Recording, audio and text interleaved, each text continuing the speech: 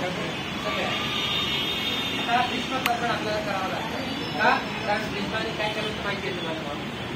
त्याच्यासाठी आपण प्रत्येकाला कारण भीष्म जेव्हा आपण करतो असा संकल्प भीष्म संकल्प झाला तर भीष्म संकल्प कोणी जर दिसेल तर घरामध्ये घ्यावा लागतो.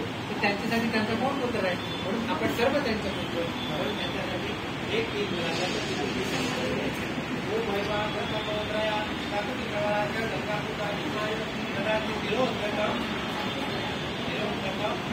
असं द्यायचं. आपण काय दादा यासाठी भीष्म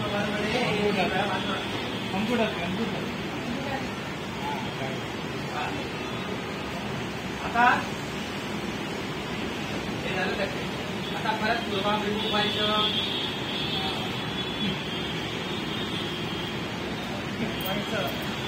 उस साइड हेल्प करायचं. पूर्व कुठे आहे? ईस्ट साइड थी ना पूरा east west north end south. उनको थोड़ा हेल्प कीजिए.